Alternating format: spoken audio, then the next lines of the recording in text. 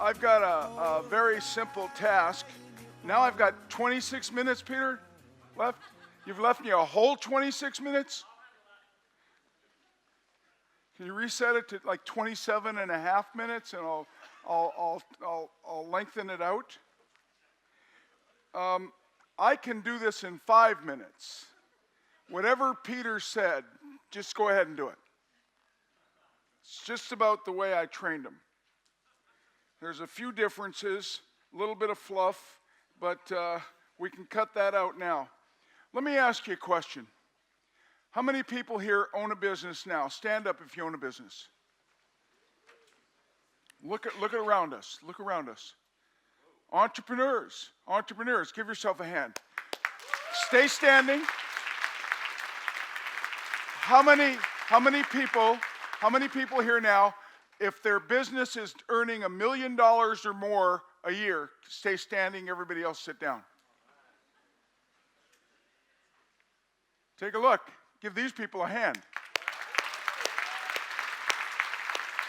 Okay. How many people are earning $5 million a year or more? Sit down, stand up, stay standing. We still got some people standing. Okay, how about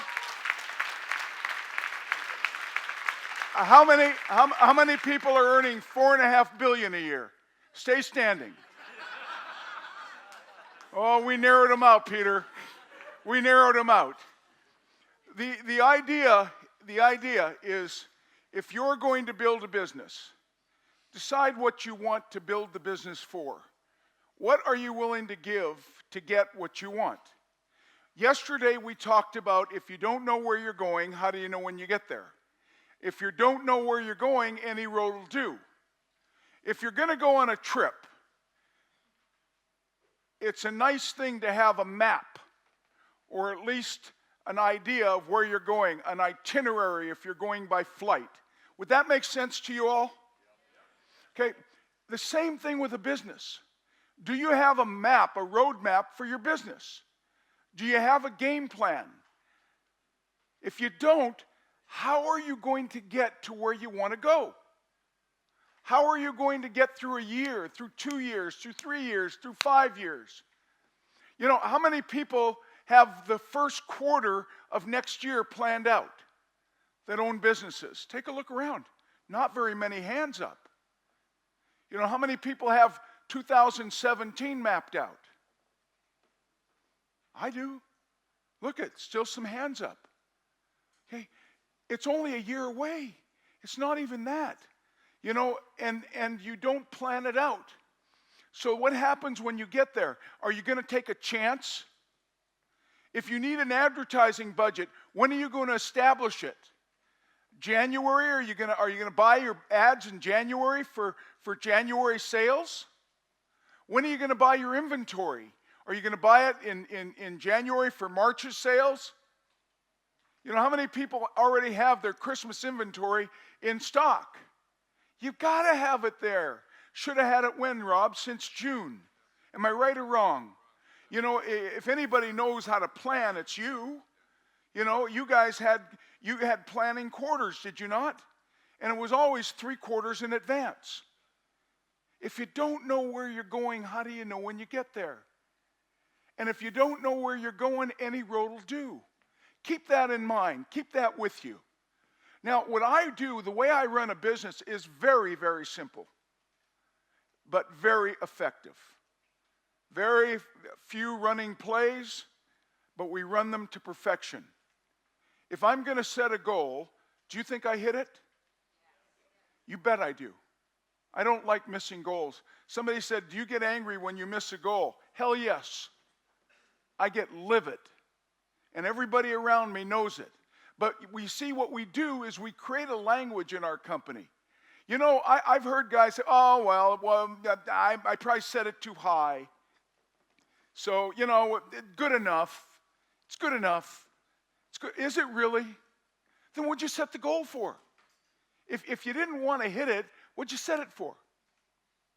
You know, is it for fun or for profit? Okay? Now, Every business, I told you yesterday, every business, I'm going to get my 45 minutes in, but I'm getting them.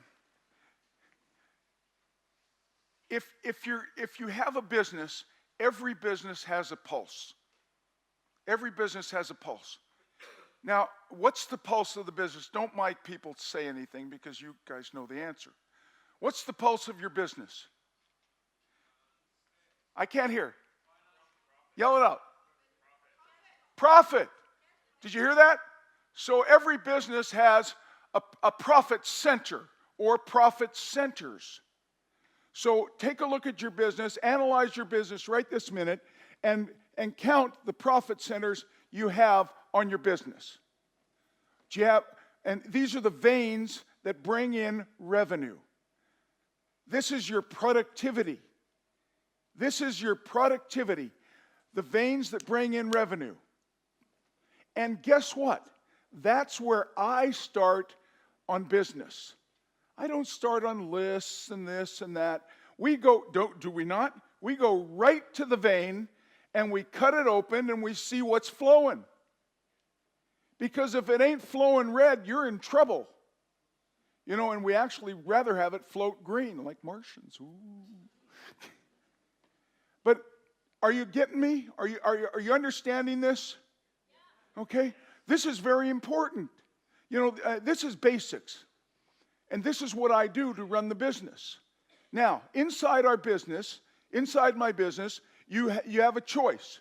You can run your business by yourself, or you can run your business with a team. Create a team. How many people have a team? How many people have employees? Okay? It's better to have a team, and you are the team leader. Peter talked about it, speed of the pack, speed of the leader, speed of the pack. Okay? I'm not afraid to do any job in my company. And as I moved myself out of those jobs, I knew how to do them. And I created a language with my people. Do you need to know how to do everything? No. I'm not an accountant. I'm not an electrician. I'm certainly not an IT guy. I get excited when I turn my computer on, and it goes, nee. I go, hey, this is cool. You know, this is starting up. It's an Apple. You know, got to pay more for it. I don't know that stuff, but I can hire it done, can I not? But I need to know enough to be able to create a language in my company. So now we've got the profit centers, right? And we've got to speak a language. Okay, what is our language based around? It's based around our goals, isn't it? If we're going to be in business together, we have to achieve something. Everybody in your company has a task. You know, in the bigger companies, the multi-corporations, you called it a job description, right? And that actually got pretty technical because it's not in my job description. You know, take out the trash. It's not in my job description. Is getting your coat and getting your ass out of my office in your job description? No, that would mean I'm fired. Good thing. You see, we had communication. So now leave. Because everybody in the company should be able to do everything, because are we a team or not a team? If a player on your team falls down, would you go over and help him get up? Not in my job description. I'm a quarterback. No, they're part of your team. You see the quarterback running down the field, high-fiving, belly bumping the guy that scored the touchdown? Because they're part of the team. And so you create a team atmosphere. Is that making any sense to your business? Now I'm going to teach you something that is really important. People will work harder for a cause than they will ever work for a paycheck or a job. What do you accomplish with your business? So one question I'm going to ask you, what is unique about your business? What's unique? What is unique about your business that nobody else has, and your team can rally around it? We do something. I know your business. You guys change people's lives. The products that you sell change people's lives. I met a doctor here. You change lives, do you not? You find the cause to the problem. You work with the cause. Where's my sweet Sarah? Do you change lives, Sarah? Your people are cause-oriented and they believe in what you do. Do you believe in what you do? Do you believe in what you make profit in? Yes. If you're a builder, where's Greg? You build things. People live in them. Isn't it amazing? And there it sits for what? 60 years. 60 years, your project. You create communication between people that changes lives. Every day they get communication on something that you do. You rent things to people. They get to have vacations. They get to come and enjoy their lives because of what you do, what you offer. Where's my friend Sergey? Sergey, where are you? You do the same thing. You have 200 properties that you control. Are you seeing how you could become cause-oriented? You see how you can build a cause around what you do? Okay? After that, it gets simple. I want to create a language. If Dan and I are in the same business, we're going to create a language so when I speak to Dan, he knows what I'm going to be asking him. And I've taught him how to reply, and he's the guy that set the goal. Okay? Now, Peter talked about it. We start with a very simple, I have what is called a template. I use a template. I don't know if you have a slide for it or not, but it's in your book, okay? And it's called Goals or Outcome. That's the first thing I put at the top of a page. Now, I'm very different from Peter. I use the old-fashioned stuff. I use a day timer, and I write down my tasks, and whatever tasks I have, I write them down. I don't limit myself to 6. If I have 20 for a day, 20 go into the book, and I accomplish them. If it sits on my list for more than 3 days, it goes to the top of the list and gets accomplished first thing in the morning. And if I don't want it accomplished, it comes off my list. And that's it. Okay? But I take my list and I create a mission statement, and my mission statement is against my goal. What am I trying to do here with my company? What am I trying to create? Like Peter's partners, we're making a mandate to do a paradigm shift in an industry. One line, one statement. Doesn't require a big outline or a list. One line, one statement. Then I do an outline. Everything I'm going to need to have to be able to complete that project. My business becomes a project. And whatever it is that I need, I write it down. I write it down. Then I go back to my outline, and I look at it again and again and again until I feel I've got everything that I need to accomplish that. Now, if Dan and I are working, we do it together. Because who's going to have the conversation about what Dan's going to create? Because I'm going to empower Dan to do the job. So don't we need language? I mean, if I'm speaking French and he's speaking English, we're going to have a problem, aren't we? So why don't we speak the same language? That's our goals and outcome and our outline. Then from our outline, we want to create what? What do we want to create? We want to create a things to do list. And our things to do list are what do we need to do to accomplish that project. Now somebody says, well, Errol, how many projects could you have going? I could have 50. If that's what it takes to accomplish or to build my business, I need 50. And I'll go through those projects and we'll complete them. And then what's going to happen to the business? It's going to function. And if I was right on my projects and my things to do, what happens to the goals? They get hit, don't they? And if they get hit, isn't that what we're in business for? And if the goals are based on the profit centers, and our profit centers are based on our projects, is it starting to make sense? It's not hard. I'm not a rocket scientist. I'm a very simple guy. I just, I don't understand quantum physics. I'm sure it's great and I'm sure it works good. But, I just get up in the morning, get shit done, and make sure the cash register rings.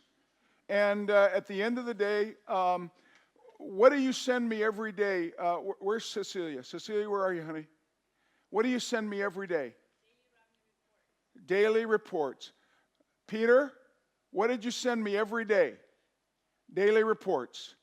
Daily reports. What did you send me every day? Daily reports. What do we talk about every week when we talk? The numbers. Either we hit them or we didn't. If we didn't hit them, we can drill into them, can we not? And find out why. Is it our advertising? Is it this? Is it that? Now, what you've got to watch for is excuses. Okay? When you don't hit your goal, it's, Peter talked about it. It's interesting how many great excuses people can come up with. But you'll never have one good reason. A lot of excuses, not one good reason. So if we're missing our goals, what's the first question we ask if we missed our goal? Why? Okay? There's got to be a reason we didn't hit it.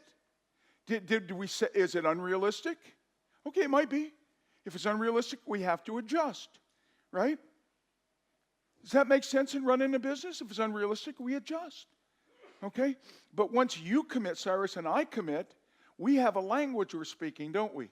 Okay? Now, if you don't hit it, then we sit down and we drill into it. We say, why? What happened? Was it the advertising that didn't go off? Was it the leads were no good? The closing wasn't any good? You know what I mean? And then we can drive the business.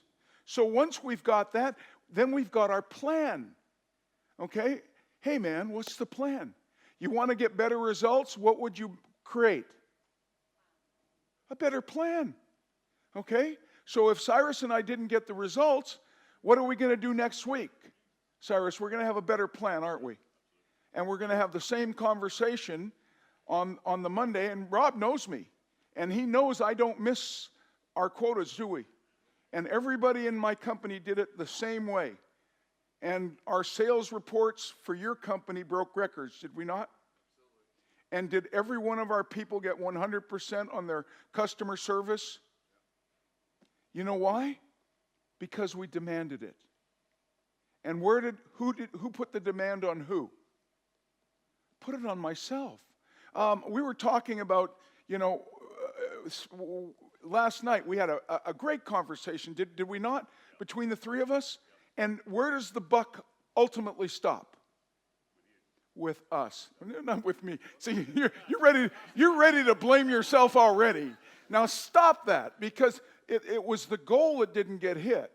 Okay? And what we do is we find out why.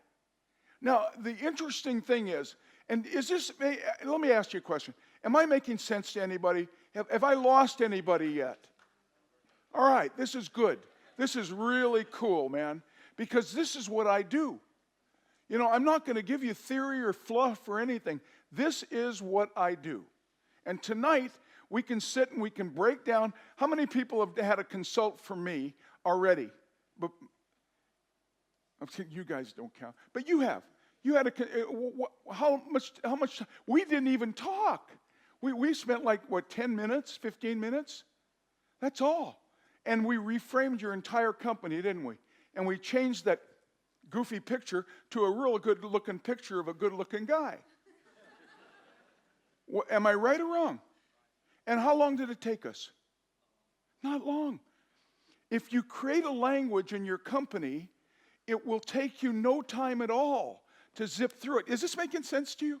You got a new company starting up. Why wouldn't you build it this way? Okay, so now we're at the plans. Now you've got projects on the things to do. Okay, when things to do, you start a new project, you go right back to the start again, and you create a goal for that project. If you had 10 projects, for instance, Rory, and you had to write books, and you wanted to do a seminar, and you wanted to do one-on-one counseling, you had about 8-10 things to do, you go right back to the goal. And you say, what is the outcome I want with each one of these projects? And you run through the whole thing again. Now, a lot of you might be sitting there going, Errol, that's a lot of work. But do you want to hit the goal or not? Because every project that hits its goal, what happens to the overall goal? You hit it. And guess what happens on December 31st when you close out the year? Hallelujah. It's called profit. Made the money. Okay? So now Peter talked to you about activity and productivity. I'm going to share that with you because there's a big difference in activity and productivity. Activity is your time robber. Productivity is your money maker. So anything that rings the cash register is productivity. Any activity that could ring the cash register in productivity, because sometimes you have to create pillars for the productivity, right? And it might be activity. I want to be involved in those so that we can get the activity done fast enough so we can get into the productivity. You know, for instance, you might need building supplies there. Now, that's not productivity, but it's going to represent your productivity if it's not there when your guys are ready to work, because now your tradesmen are sitting around. So you make sure that productivity, that activity is done, and the product's there for you to build. Does that make sense? Okay? But you don't have to worry about, whether somebody's sweeping up or not. But I mean, if it required taking a broom and sweeping up, Rob, no, it's not above you to take out the trash, is it? And let me ask you a question. In your office, who's the guy that turns on the light in the morning? And who's the guy that turns them out at night? Okay? Now, he's the president. Okay? When everybody comes to work, they look in his office and say, "Good morning, Rob." And when they show up at night, they say, "Good night, Rob." And he looks at his watch. 5 after 5. Okay. Judy, 5 after 5. Good, got it. Good night. And we find out. And I'm going to talk to you tonight about how to handle employees, which is what you want to know. It's good stuff. And you say, "I don't know how to do this stuff." But you do. And it's not hard at all. So the projects, every project gets listed either green or red. Can you guys do that? Could you take your projects and figure out whether it's activity and produces no money or productivity and produces money? Okay? Sarah, what projects do you want to be involved in? The green ones or the red ones? The green ones or the red ones? The ones that make money or the red ones that occupy your time? The green ones. You can yell. You got a much heavier voice than that. I've heard you mad with people on the phone. The green, okay? That's what color your blouse is, and that's productivity. Now, if you're driving your business, and we're going to talk about driving the business, because this is one thing that I identified with on our last, because you were, and I'm talking to one of my clients, but you'd gotten complacent. Now, I don't have to say any more, because you're bright. I don't have to say any more than that. Because you said, "Oh, yeah, well, yeah, the advertising, and Errol, you still there? What do we need a consult for? Just email me the excuses. It's much easier to read. I can read them 4 o'clock in the morning on the toilet when I'm doing activity. And that's all over your project. Okay? Now that's special activity time. That's when you do the activity. Activity is to be done, between 4 and 6 in the morning on the toilet. Okay? But don't use your productivity time. Productivity time is where you want to grind, where ring the dinner bell. When you said you were in crisis, what did we do? What did we start doing? Immediately we went into crisis mode, did we not? Okay? And immediately we started looking at your figures, how many? Every day. every single day. And we're still doing it, aren't we? And what did we determine? You're not in crisis. Okay? Well, that's a good thing, isn't it? Because now we can move back to our productivity and setting our game plan for the next 6 months. Okay? And we don't want to say, well, I didn't get it this month, I'll get it in the next quarter. I didn't get it this month, why?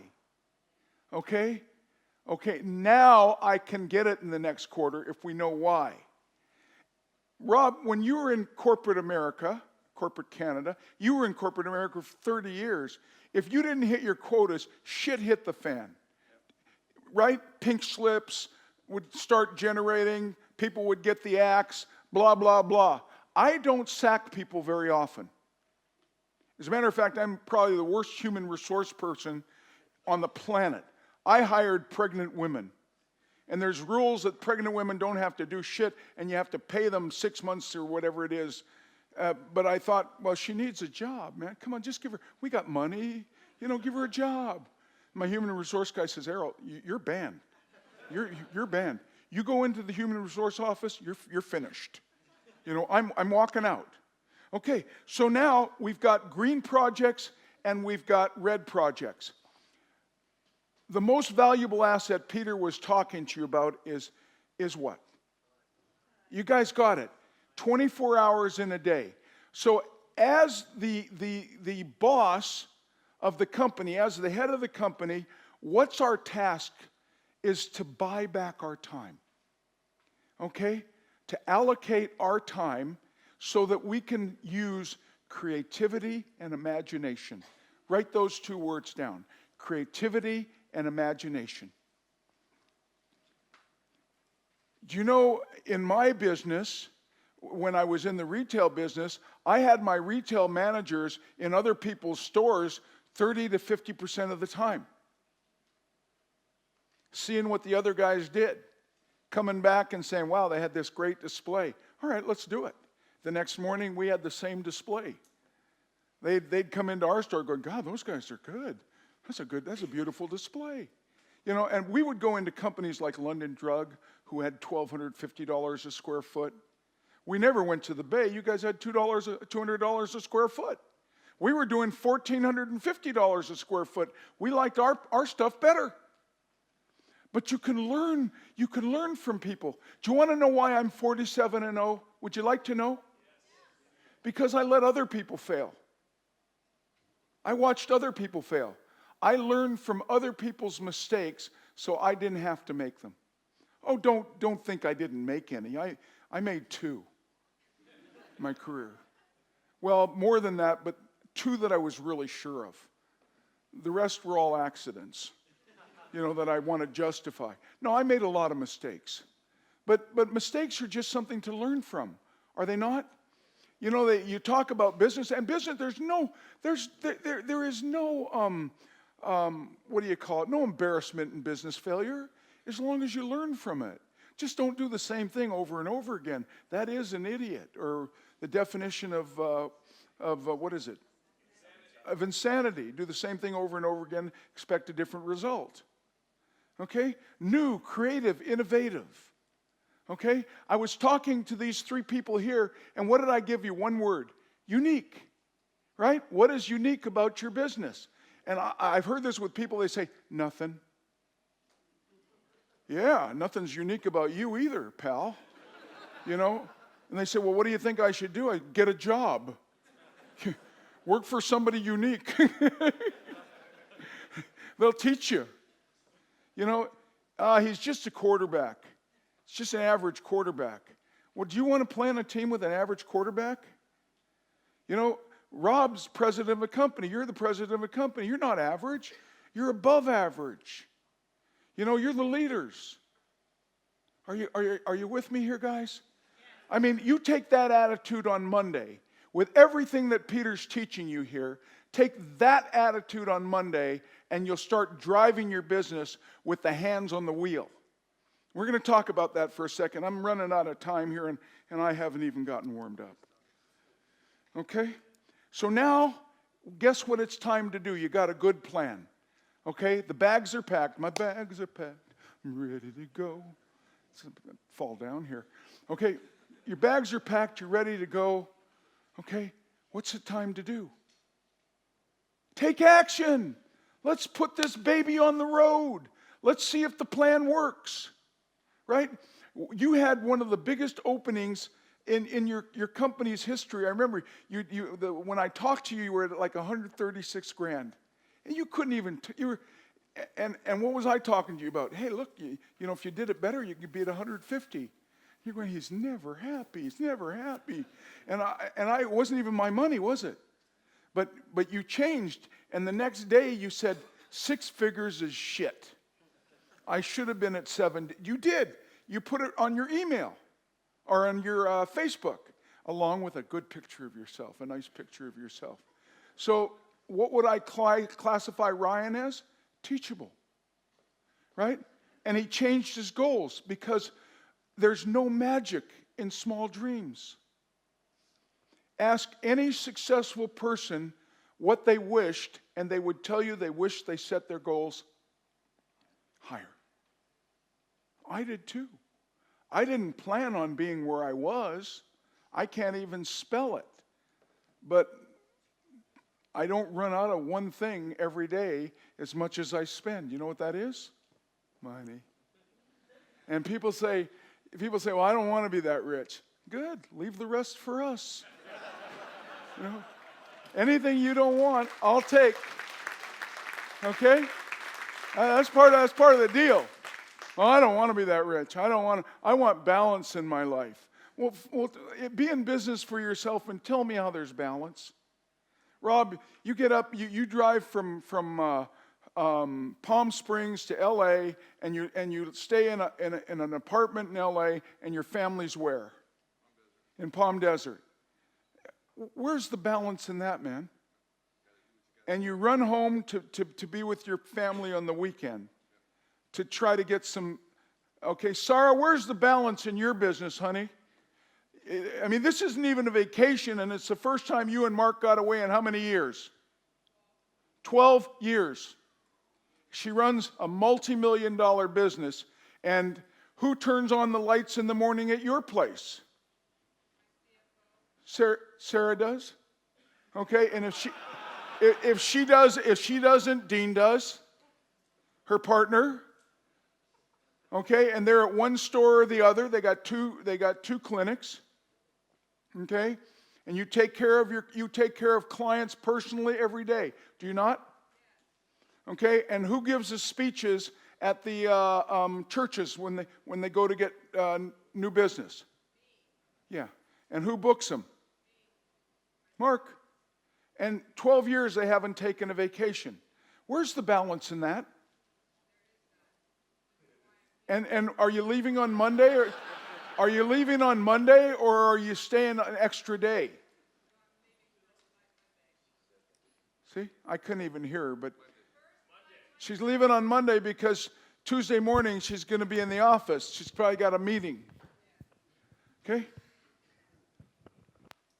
Where's the balance in that?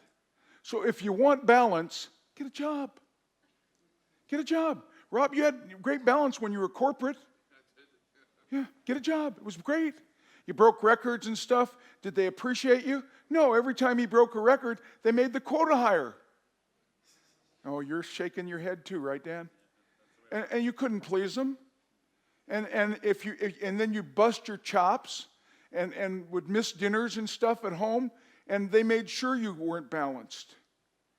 I mean, how many people had a full balance on that schedule that Peter gave? My wheel, ka-clump, ka-clump. I mean, I had 4 flat tires, you know, and I couldn't lie. My daughter was sitting next to me. Yeah, family life, Dad. Go ahead, show me. 30%, Dad? Huh? No, there's no balance. But you gotta want it. You gotta want it. You gotta want your business. Okay? Because let me tell you something. Here's a quote.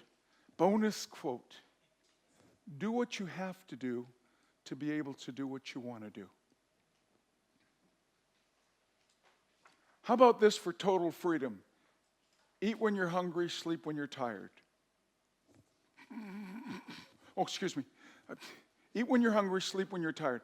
How about trying to do that in a day? Okay? So now you got action. So remember what we talked about by the airplane taking off yesterday? You're either on track or off track, and there's an onboard computer to push you back on.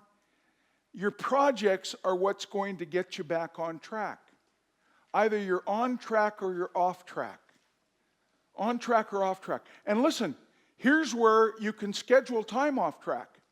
I mean, when you emailed me and I said, I'm off track from the 1st to the 5th with Christy. I'm in London. We're doing dad-daughter stuff.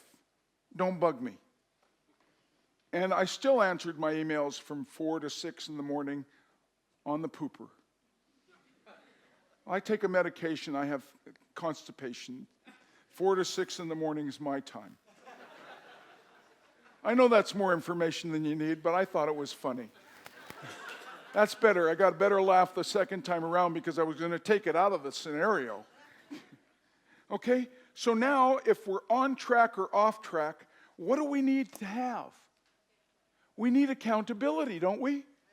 Okay? We need a checklist to be accountable. Somebody's got to be accountable. So who's going to be the accounter? It's got to be Rob. It's got to be Cyrus. It's got to be you, Ryan. It's got to be you, Dan. It's got to be you. You got to know where your company is, honey. You see what I mean? You got to be accountable. And you've got to see where you are. Don't wait for the surprise at the end of the month. Let's see how we did. Shake, shake, shake. You know what that is? Cracker Jack box. Okay, did I get the prize? Oh. Good. Okay. Accountability. And now we're getting back to the language. Okay? So I sit with, if I'm meeting with Cyrus because I'm training him, or I'm meeting with you, Greg, and I'm training you, okay, we're meeting once a week. Now, you know what we're going to talk about. You've got the same list I got. We've created an internal language. Have we not? Rob, when we have a meeting, do we have an agenda before the meeting? Absolutely. And you're better at that. You're much, much better at it than I am. And he actually pisses me off because he always has got an agenda. I don't want to talk about that, Rob. I put it on the agenda anyways. But he's always got an agenda. Why? You've been your whole life, you've trained yourself that way. Okay, so let me ask you a question. How many people have trained themselves to be a CEO, to be a leader, to be someone that's going to lead the team? Now, is that starting to make sense if you want your business to be successful? And it doesn't matter what business you're in. It doesn't matter. You're either in a product or a service, or a product and service. What else is there? Nothing. Okay, nothing. You know, Peter was a product. Up in the air, arms out, sun, 24 hours a day, shoot it down, make billions. Okay? He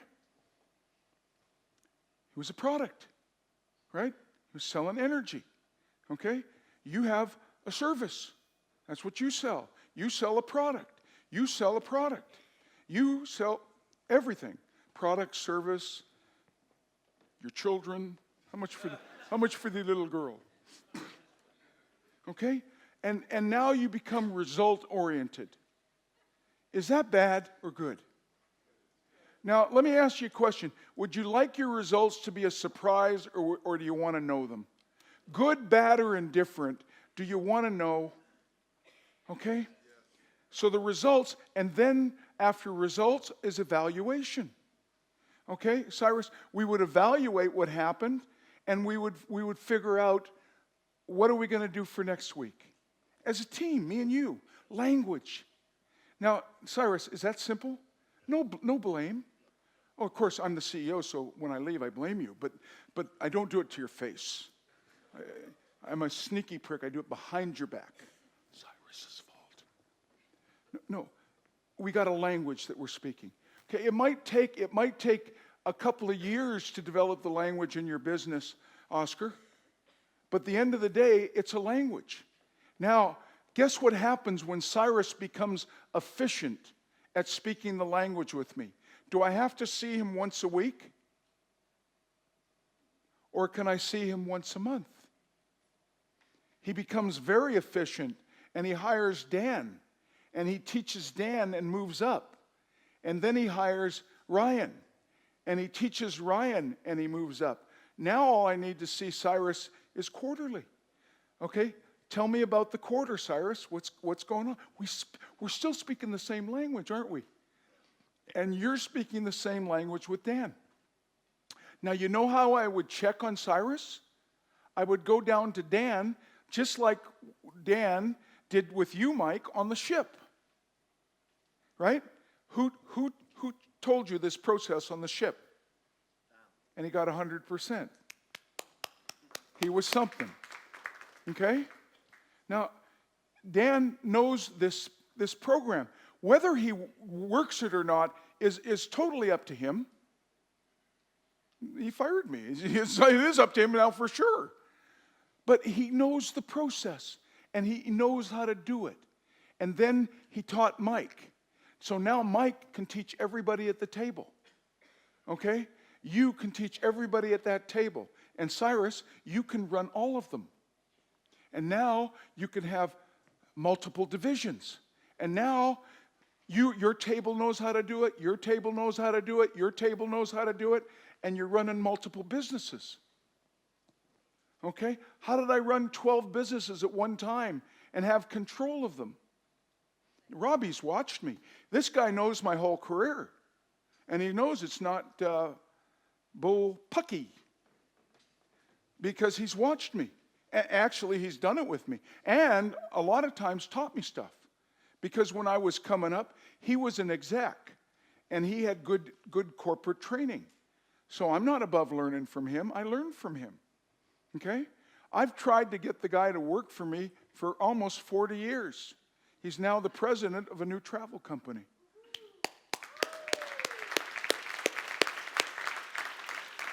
Now, that puts my picture next to tenacity and his picture next to rejecting me. Because for 40 years he said no. But I tried to hire him for the vitamin company, and if he would have taken it, he'd be a multi-millionaire today, would you not? Okay. But he stayed corporate, and now he has his own multi-million dollar company. No, he did it. He did it on his own. He did it his way. He did it his way. Okay, so if you took some notes there, let's turn the page now to Errol's daily method of operation. Because now the daily method of operation is running projects. Okay, I got exactly 2 minutes and 25 seconds. So run the project, get the green project, red project. Thank you. So I'm taking 10 minutes more, Peter.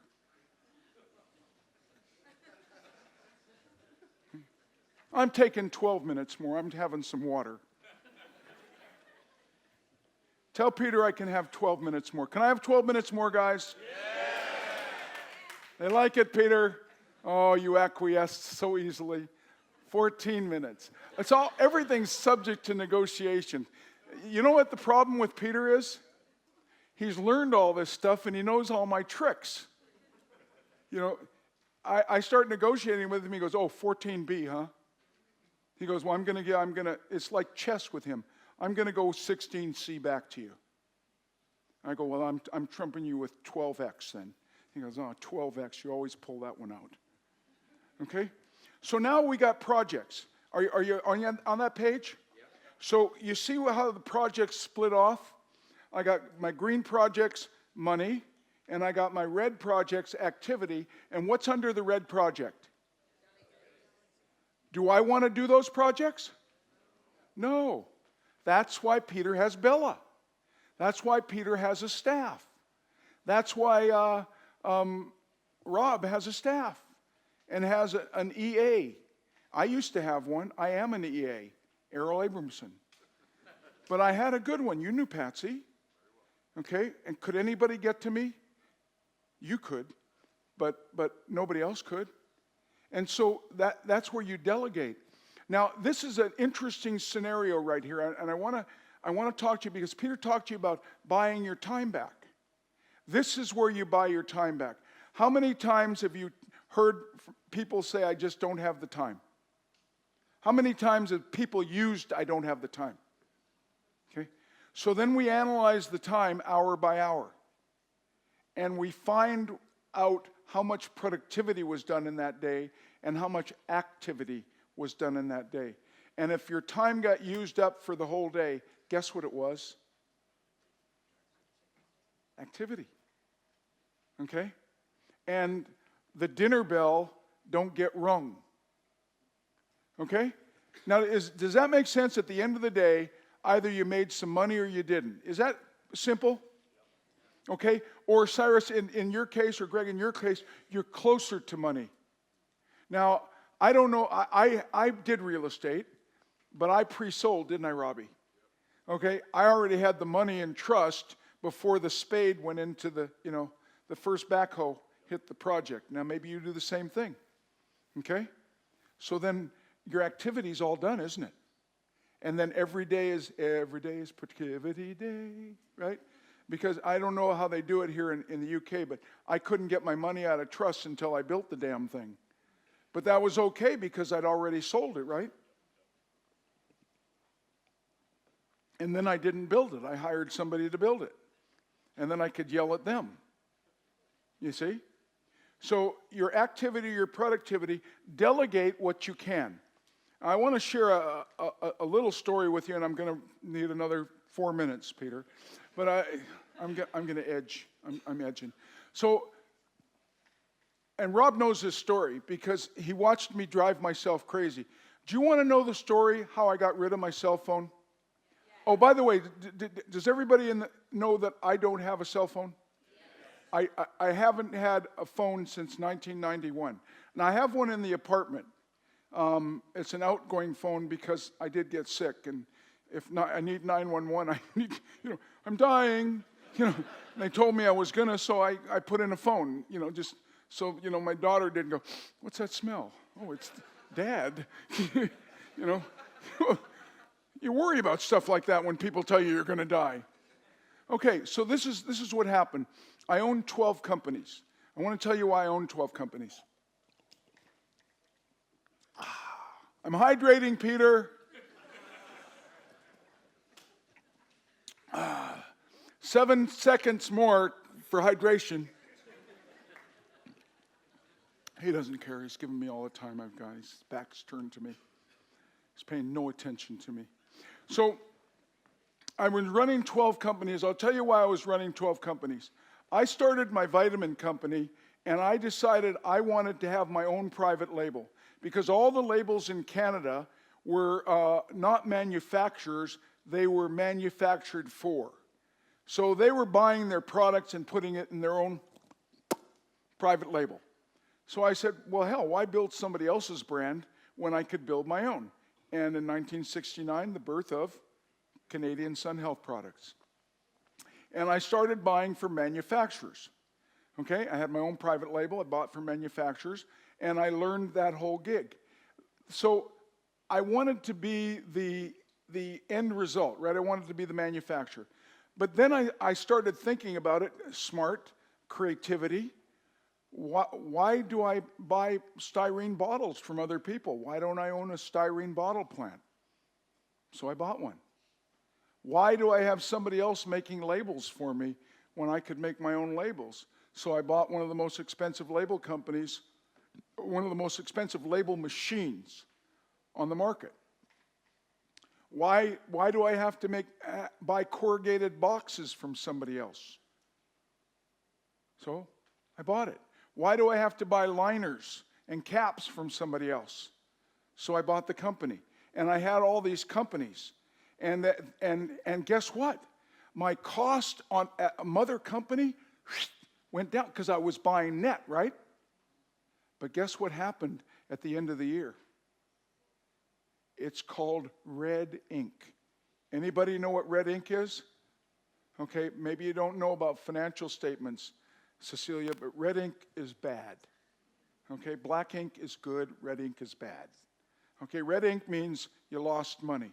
And I didn't lose money, I lost my ass. Okay? And the reason is every one of the subsidiaries, because I use a great word, I vertically and horizontally and triplexally integrated. So I was actually a self-sufficient company. Everything. Sounds good though, doesn't it, Cyrus? Except I could only probably be a month's production for each of those companies, and that would fulfill my company, right? Because, to run the styrene bottles for what I need, they run for 1 month. Now the warehouse is full. They don't need to run anymore. So where does that company sit idle? Where's my label machine sitting? Oh, we're running again this year?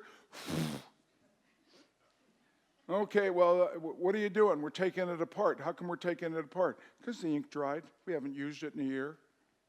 Oh, I paid $250,000 for that machine. Yeah, pretty dumb, Mr. Abramson, really. Pretty dumb.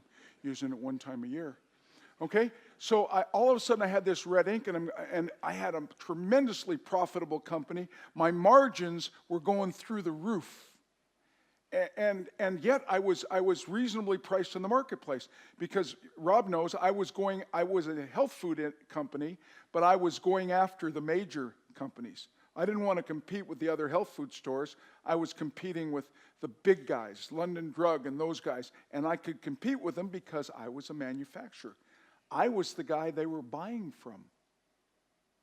And I had a lot of them as my customers. So I have all this red ink. And I'm thinking, where the hell did the red ink come from? And so then the financial statement comes out. And so that year I actually, learned how to read a financial statement. And see this line here, Jim Beadle? See this line here, Errol? Everything above the line, as the old company used to have, did good. Everything below the line ate up all the money from above the line. Well, that can't be right, Jim. I was buying labels for a quarter. Now I'm buying them for a nickel. Every one of my profit centers needed to be profitable. So what did I do the next year, Robbie? I made every one of those companies successful, and then I sold them off. And I did negotiations like that big $250,000 machine, sold it to a big print house that wanted the piece of equipment, but I traded for my labels at cost for 10 years. Styrene bottle company.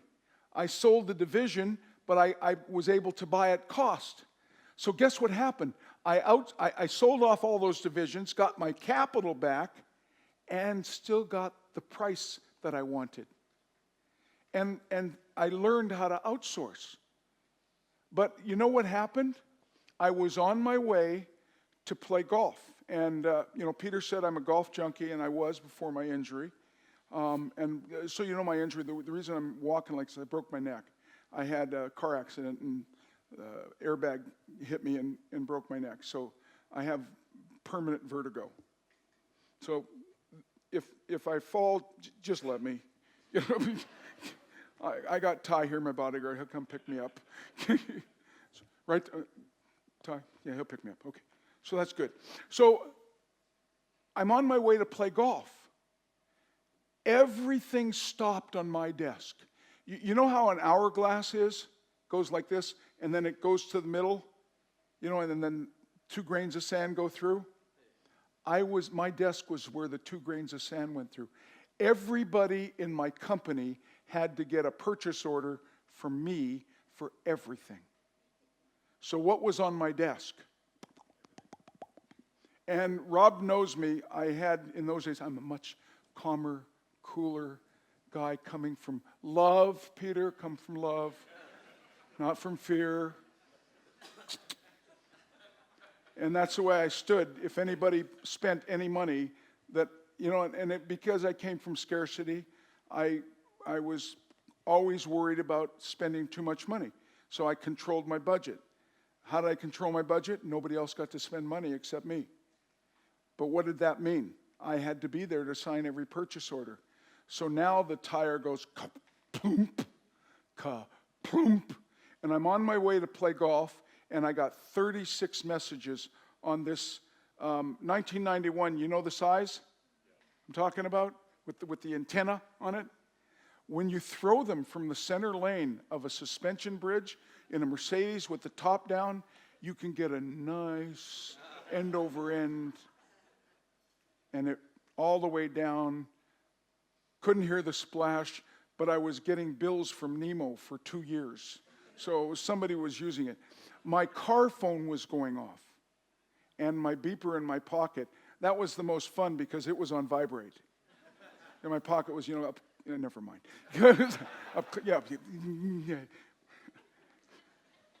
Slow down going to play golf. So I'm playing at Capilano. For those of you in Vancouver, that's the most beautiful golf course in the world. It's anti-Semitic for us Jews. Any Jews here? They don't have Jews there, and I got kicked out of the place. I did. Anti-Semitism on the golf course. It's another story for tonight. So now I get to the golf course, and I got about 20 minutes for my tee time, so I'm not even going to get to warm up. And, I like to warm up for an hour because I played with some guys that we played for a little something. A little something could bankrupt a lot of people here. You know what we played for. I mean, a doctor lost his Porsche to me in one round, and it wasn't an old one. He said, "You're not going to take my car, are you?" He said, "Holy shit, he took my car. Are you going to give me a ride home? Take a cab. I don't have any money. Walk, for God's sake." So when I got to the golf course, I took my pager, which was still beeping, and I pulled out of the Mercedes, I pulled the car phone out, and I threw that in the trash, and my cell phone was gone. And anybody read the 1 Minute Manager? I went and found Ken Blanchard, and I called him up. He lived in San Diego. And the nice thing about when I got some money, because I was a dyslexic, I could hire consultants. And Rob knows me because I hired a lot of consultants, because if you hire a consultant, Rory, they teach you everything in 1 month. And then you fire them, just like me. You got everything you needed and got rid of me. I don't blame you. It's a smart thing to do. Okay? So I hired Blanchard, and I flew down, and he told me, delegate. See the word there? Delegate. And he told me, delegate everything you can delegate for this week, and you'll be back to see me next week. And I said, well, what about wiping, pardon my language, what about wiping my ass? He said, if you can delegate that, he said, I want you to. I said, well, hey, there's Filipino home care nurses. He said, get it done. I didn't, but I just wanted to put that in. Sometimes it gets a laugh, not in this crowd, mind you, but that one's off, delegate off the list. Okay? So now I have my daily to-do list. My daily to-do list, I have the first 3 things I do in a day are productivity. I want to focus my time on what rings the cash register. Okay, ding, ding, ding, ding, ding, ding. If it's legal, I don't care. And Robbie knows me. I've been late to court. Put me in jail, Your Honor. Just give me internet. Because I don't have a cell phone. I can only, but productivity. And that's how you start your day. Now, you want to use 6 or Peter's thing? It works. Anything will work as long as you do it what? Consistently, day by day. But I can't tell on Monday if I'm going to have 15 things to do or 6 things to do or 25 things to do. And I just motor through them. And we motor through them. And we rip through them. And what I do is I set up my call time. So I've got an hour for calls. And I set up my internet time on what wouldn't be productivity time. So my activity is done on non-business productivity time. Does that make sense to you guys? Can you see how you can make more money now? See, that's all you're going to focus on, honey. In about a month, all you're going to be focusing on is productivity. And then we're going to buy back your time to do what you do best. Because what you do best is create these scenarios, these marketing plans that work. Isn't that what you told me? Well, isn't that where you make the most money? So that's what we should focus on. When you're driving your business, what I told you is let's focus on what you can do, what you can be accountable for. So, if you've got your nut, you're driving the business towards getting your nut. Robbie, what we want to do now for we want to sell some memberships. Anybody want to buy membership to a travel club? Okay, we got to sell a few tonight. Okay, I'm going to be hucking here. Okay, then you got your call list, and then by noon the next day, I want yesterday's figures, my numbers for yesterday, on my desk. Now, Rob knows the answer to this, and many of my people know the answer to this. What mail do I read on my desk first thing in the morning? I open it, nobody else opens it. Anybody want to guess what it is? Profit numbers. Anybody else? Complaint mail. I want to see it first. Okay? Rob knows me when I had 15,000 people working for me. The joke was there's 15,000 people that make sure Big E, my nickname, has a light reading load in the morning. Because I took them seriously. And you get complaints, take them seriously. Because that's where your customer service begins, isn't it? And I don't care if they're bogus complaints. And the Bay never had to tell us to handle a complaint. There's a complaint handled. There's a handled. Oh, Rob, they're going to get a complaint in the mail. It's already handled. Okay? That's how you run your business efficiently. And everybody in your company is taking pride in the company and making sure you're handling those complaints. Okay? Results of the day. At the end of the day, I would rate myself whether I was active or productive. Okay? So efficiency in managing staff. Okay, I'm coming towards the end, Peter. I know I'm late, and I apologize. But this is important stuff, and this is real stuff that works. Okay? You see where I've got activity and productivity? They know what they are doing. Cyrus, does that make sense now?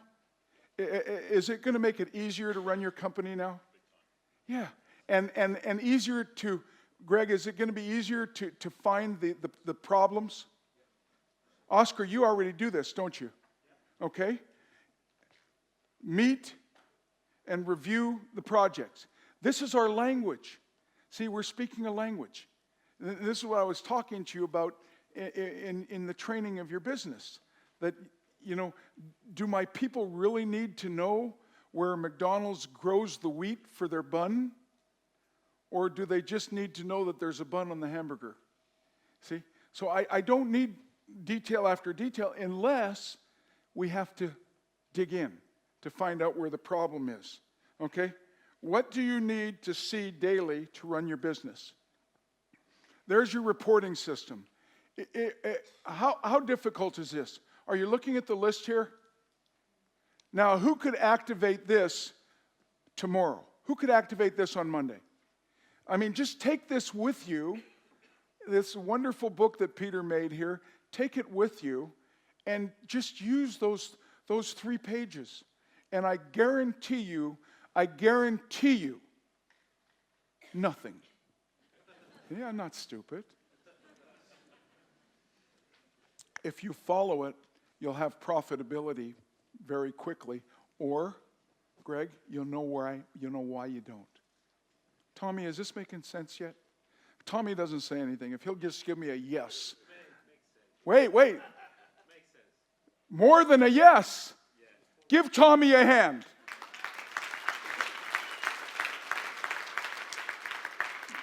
Tommy has the greatest smile and says nothing. But thank you, Tommy, for that, because I know if you understand, but you would understand it anyways. I'm not teasing you, okay? Don't bury the staff in reports. Oh God, corporations. How many times did you get buried on reports? How many times do you bury your staff on reports? No, don't bury them on. What do you really need from them? Okay? To run your business, to make a decision. Okay? Now, what's the best way to learn? Repetition. What's the best way to run a business? Repetition every day. Build a team. Just like we talked, Cyrus, where you taught Dan, Dan taught Mike, and then you slipped down to Mike. Okay? You slipped down to Mike. Now, I'm going to share something with you, a little story. In my company, there were 3 things that I wanted everybody to do exactly the same. Okay, now, that's pretty hard to do.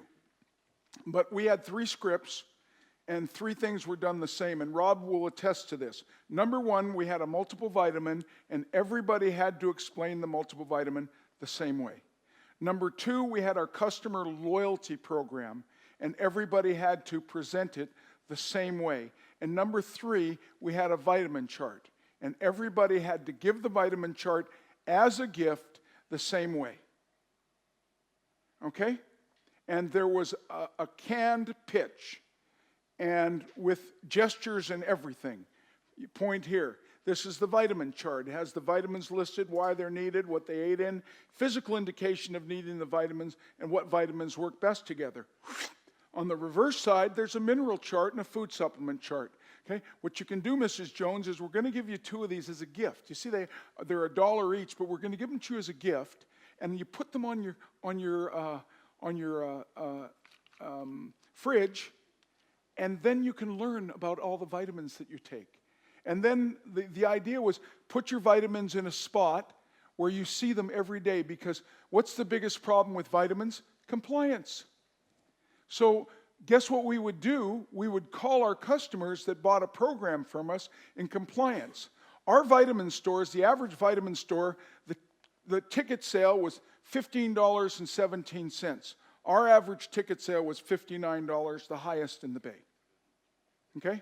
$59 was our average ticket sale. You know why? Because we upsold. And we had different things. Now, when I had 155 stores, when I went to a store, the managers knew I was coming because I would tell them. I didn't want to sneak visit. Now, some people like to sneak in and sneak visit. And the beautiful thing about the Hudson Bay Company, the oldest company in Canada, is they have ghost shoppers. Now, I didn't know this, but I found out about 3 months later when Rob said, you know, Errol, you've broken the ghost shopper record. I said, what do you mean? He said, well, you've gotten 100% on every shop. I said, well, how often do you guys shop us? He said, 2-3 times a week. I said, no shit. I said, are they buying anything?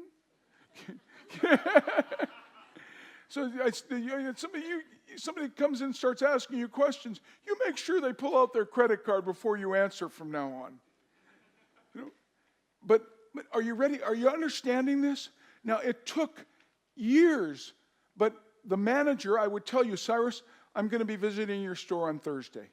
Now, you go to your staff here in the table, and you say, Mr. Abramson's going to be visiting on Thursday. By the way, he's going to be asking each one of you this, this, and this. And did I, Rob? I took you with me a couple times. And every one of them got it right. Okay? Now, there was one other thing that could get you in trouble in my business. If a person walked through the door, or in the Bay walked into our department, what did we say to them? Hi or goodbye. How hard is that? Now listen to me. There were plenty of places for people to buy a vitamin. They didn't have to buy them from us. So should we not be grateful that they walk into the store? Now, if they leave without them, you call them a son of a bitch and you give them the finger. But coming in, we're grateful. I'm kidding. You're great. Well, I'm not really. But you're grateful. Okay? Now, are you starting to see how that can happen, how we can do that? And every person that came into our facility got that. Okay? Now, at the end of the day, Cyrus, is your team speaking the same language you're speaking? Okay? I think I'm almost wrapped up here. Okay? So now you see, now we're going to talk about your business. Okay, and this is, Oscar, what we won't have to talk about now because you're here. But now you see this chart here, time money chart? Okay, so I want you to take a diagonal line from the bottom left-hand corner all the way through to the top right-hand corner. Okay, and you see the lines through now? Do you understand what I did? Bottom left-hand to top right-hand, a line. So it's an angle line, right? Okay? Now, this is the first year, second year, third year, fourth year, and fifth year. This is a time money chart. In the beginning of running a business, on the first year, you make very little money, but you put in a lot of time. Do it right and develop your business, and the next year, you'll make a little more money. Things will get paid off, bill will get paid off, inventory will build up, and you make a little more profitability. The third year, you make more money and put in less time. See, Cyrus, if you build your team now, and by the time you've got the third table built, guess what your time is? 0. Anybody know the Maytag repairman? Anybody heard of the Maytag repairman, the commercial? You know what Maytag is here? A Maytag is a laundry, washers, dryers. Okay?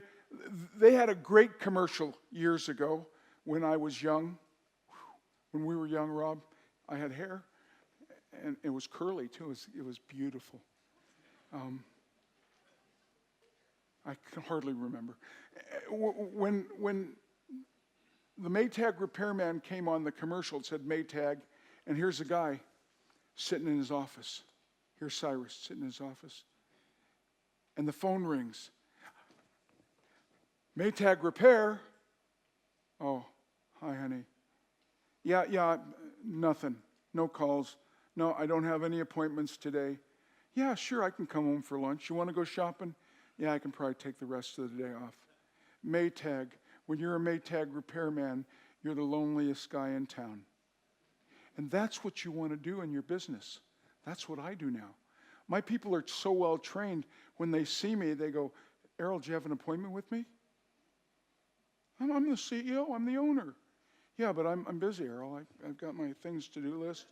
Did we have an appointment? I stopped in I own 3 hedge funds. I stopped in Switzerland on my way to Europe, and all the guys, anybody want to go to lunch with? No, nobody? My adopted sons were there. With Dad? You got to trade. You're busy. Okay. In 3 months, I've heard from them once. You know why? Because each one of them has a credit line, and when their credit line is extended and they need me for a trade, they need me. And I call them on Skype, and you guys need me. Yeah, could you authorize this trade? That's it. 42 minutes, the trade's done, and I haven't heard from them since. Okay? I see them once a year at bonus time. I'm lonely. So we're starting new businesses. And do I care what the business makes me, Rob? Who am I doing the business for? For my family, for my friends, and for people that I love. And I have time to do that. When I consult now, do I care how much money I make, Chris?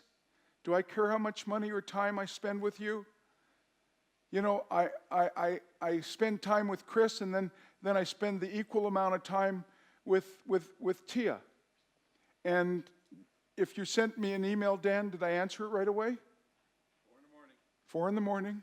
And that's the kind of consulting you'll get. 7 days a week, 24 hours a day. They're the only goddamn people that will talk to me. I'm lonely. I got to consult to more people. Okay, so you're building people to buy back your time. Does that make sense, Cyrus? Now, isn't that a cool way to run a business? And let me ask you a question. You've seen this now. Does it look doable? Yeah, it does. Yeah. Yeah, and now you don't have to worry about all the crap. This is productivity, this is activity, and you know what you're going to find? The aggravation that was in your head was all activity. And you know what else you're going to find? You kept it in your head instead of taking it and putting it on your things to-do list and getting it out of your head, okay? Do what you have to do what you want to do. Now, yesterday I showed you, I'll show you again. You know, it says, do what you love and the money will follow you. What's this? Nothing. I've tried it many times. Nothing. So, the end of the thing, the key. What's the key? So you've got these projects, Oscar. And this might be directed to Oscar.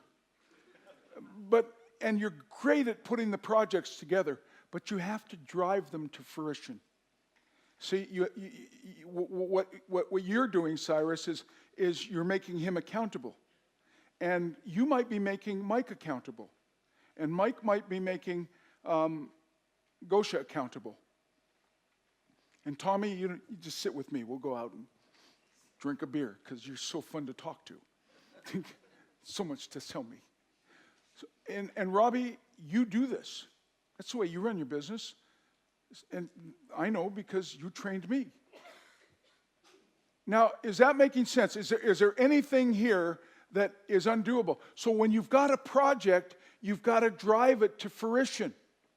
You've got to make, and now, see what you don't have to know everything about the business. You just have to know about the project. And who's going to set the project up? And me. We're going to do it together for a few months, and then you're going to fire me like everybody else does. Maytag repairman. You know, maybe you'll come and have lunch with me because you're a pretty nice lady. Okay? So you've got to drive your projects, Oscar. And guess what will happen if you drive your projects? I'm not going to say Oscar anymore because he might take it personally. If I keep saying Oscar, he's going to take it personally. So I'm not saying Oscar anymore, Oscar. Okay? I'll throw a Ryan in there, and then I'll go back to you, Oscar. But you drive that project to fruition. I mean, Oscar, the one thing, Oscar, what's that paint that we put on the wall? No, what it's called? Have you ever seen this? It's the coolest stuff. He did it. Remember, we were in a guy's office, and he starts with the pen on the wall. And I'm going, that's something my kids would do. And I'm thinking, we were in London on the east side, the graffiti. We did a graffiti tour. God, was it cool. Okay? But Oscar's got graffiti on his wall, but he did this paint. Magnetic whiteboard wall. Anybody got that in their office? Anybody else? You do. When did you put it in? After you saw it like I did? You had it before. So it wasn't a big surprise to you. I wanted to do a presentation at that guy's office. I mean, can you imagine, there's a wall. Oh, look at this. Peter took the stuff away. It was just so cool. Are you getting it all? Okay, I'm just wasting time now to piss Peter off. There you are. I love you. You know I do.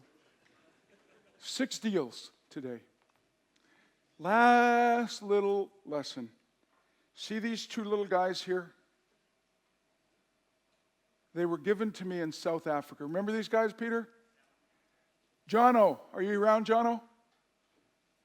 Remember this from South Africa? This is a little piggy and a little chicken. It's not a rooster, it's a chicken. Okay, I don't speak rooster, so I speak chicken. So the idea is the chicken and the pig are having a conversation.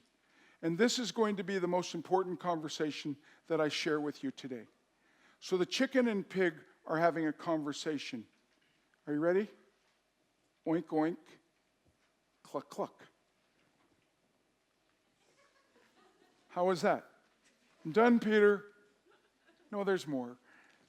But to get the oink and the cluck right, I've got to have some water. So oink, oink, cluck, cluck.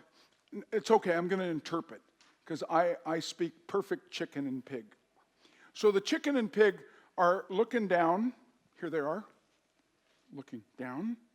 And they take a look. Oh, I got 40 new minutes, Peter. I got more to say. Can I have 40 more minutes, guys? I wasn't very enthusiastic. I don't blame you. You want Peter back, and I don't blame you. He's much better than I am. So the chicken and pig are, it's gone. The chicken, way to go, Peter. The chicken and pig are looking down on a guy's breakfast. Now, it's an English breakfast. So it's 2 strips of bacon and 2 sunny-side-up eggs. And the chicken's looking at the bacon and the eggs and goes, oh, man, I had to really stress out yesterday to make that guy's breakfast. I had to bang my bottom and lay the eggs, and it hurt to make that guy's breakfast. And the pig looks down and says, Missy, you are involved in that guy's breakfast. I'm committed. Because to make that guy's breakfast tomorrow, I gotta die.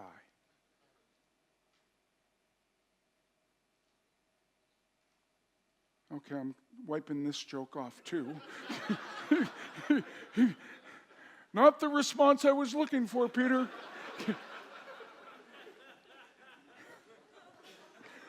Of course you're not going to laugh to that. But how committed are you to your business?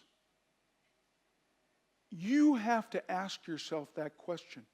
Because if you don't have total commitment to your business, to your project, to what you want to do, how in the world is anybody else going to have a commitment to it? And do you think you're going to get it accomplished? Do you want to bring luck into it, or do you want to use commitment? Luck, commitment. What are you choosing?